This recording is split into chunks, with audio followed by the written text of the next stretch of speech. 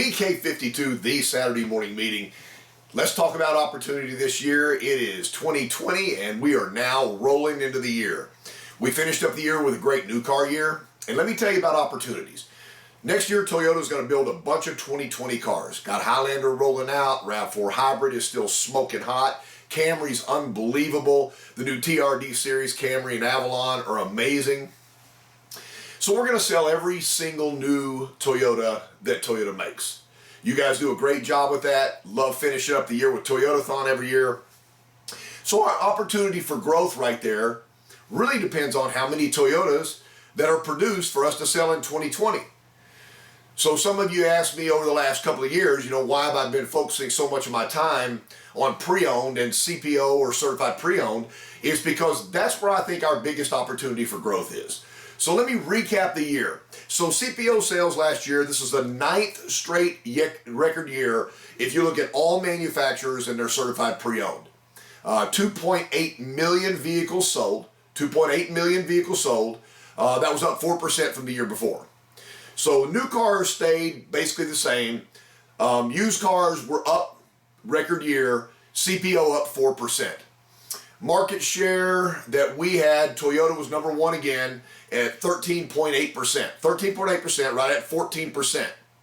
So what that makes me think is, and I hate to do this, but if we sold 13.8% of the market share, then 86.2% of the market share was sold by somebody else. And I hate to be a one-track guy here, but is there really a used car out there better than a Toyota? My question, and it was funny because it came up a couple of times this last week as I traveled the Boston region. If you and your family were struggling on hard times and you weren't making a lot of money, but you had to buy a car, and it looked like based upon what you could buy, the only thing you could buy is a 250,000 mile or higher, 250,000 mile or higher car, and the car would have some issues, but it would run every single day, and that's all you could afford. I mean, the biggest question is, what brand would you buy? And I can't imagine if you surveyed 100 Americans just randomly that all 100 wouldn't say, well, I definitely consider a Toyota. So if I would buy a car with 250,000 miles on it and the number one brand that I think would stand up to that test of time would be a Toyota, then why would you buy any car that had 5 miles on it or 25,000 miles on it if it wasn't a Toyota? So these are some of the reasons why that I've done all my work with one brand out there. Doesn't mean there's not other good cars out there. There's other great cars out there. But if you look at the industry standard, there's nobody over the test of time that's put out better quality cars year after year than Toyota. So Honda was at 10.2. They were the only other manufacturer in CPO that were double digits. And in third place, Chevy was 7.9, and then everybody else was lower than that. Off-lease cars last year was 4.1 million. 4.1 million. Now we only sold 28 or 2.8 million. 2.8 million certified, but so 3-year and 2-year cars came back this last year, not over the 3 years, just this last year at 4.1 million. So a little bit more than half of the cars that were turned back in last year on lease became certified, but we're dealing with certified cars over the last 6 years. So if I guess that number was 20 million available. Is that right? Yeah. So crazy. So there's a lot more opportunity for growth with CPO. Over the next 3 years, 4 million lease cars should be hitting the market every single year, so we're not running out.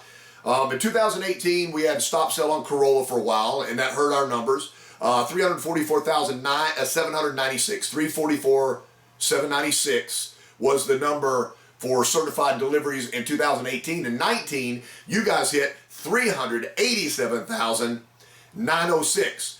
Toyota wanted you to hit 375,000. You blew that away. So we were up 43,110 units for the year. So let's recap what I'm talking about right now. There's a lot of dealers out there right now that are into certified, and you have some certified cars. Some dealers out there say, well, we're spending too much money to certify a car and it's hurting our profitability. Well, I got to tell you, if you feel like that you're spending too much money in your service department, now realize, and everybody doesn't care about this, but if we're spending money in our service department, that increases our service department profitability, our parts and body shop profitability. But if you're in the new car, used car sales side, I guess you don't care about that, but it's profitability to the dealership. And then the customer comes in a minimum of 2 times for a customer pay labor after we deliver them our certified car, so we should be able to keep them in the service department forever. But forget about the service revenue. Look at the opportunity for growth within the CPO market. If we feel like we're spending too much money in service, what I beg you guys to do is put the repair owner on the dash. You know, you guys know I bought a car the last couple of videos. You know I bought a car. I went to 3 places to drive the cars. Looked at 6 places, only 3 called me back. Not one place handed me the repair order on the car. Here's what we did after the car came in, did a little research. Here's what I know about the maintenance records of the car. It's a pre-owned car, gang. Why would you not, if you know the customer's coming in, why would you not do some research and see if there's a viable maintenance track record that you could hand the customer? The only thing you're unsure about when you're buying a used car is, did they take care of the car? If you can solve that before they come in, then you got a greater chance to sell the car. So my big push this year, once again, will be certified. I'm getting to do the Highlander launch. I'm really stoked about that. So that'll probably be what I do for new cars for the year and maybe a couple of individual dealerships. But look at our growth. We have 86.2% of the certified cars sold last year that were not Toyota certified used vehicles. I want to knock into that. And I don't know what Toyota thinks we can do, but there can't be a lot of customers that think a Ford certified used car is at the same level as a Toyota certified used car. That a Fiat certified or a Nissan certified or a Mazda certified comes even close to the standards and quality of a 3-year-old certified Toyota, backed by everything that we give you. Sell your service department. Identify your tech. Why would you ever sell a certified car and not tell the customer the first thing about the car was the name of the technician that signed the 160-point assurance form? Sell with power. Sell with pride. Toyota takes care of us with quality cars. The vehicles are quality. They're the industry standard for people that own cars over 15 years. Toyota's #1 by far. They last longer than anything else. So everything you say to the customer is going to be accurate. Just make sure you say it with passion. Let me not leave. I don't want to make anybody mad on the new car side. I always try to keep everybody happy. 40% of the people that research a certified car end up coming into the dealership and buying a new car. So certified cars sell new cars, and sometimes new cars sell certified cars. Make this the biggest CPO year. We got a giant opportunity. Sell them all. PK52, the Saturday morning meeting.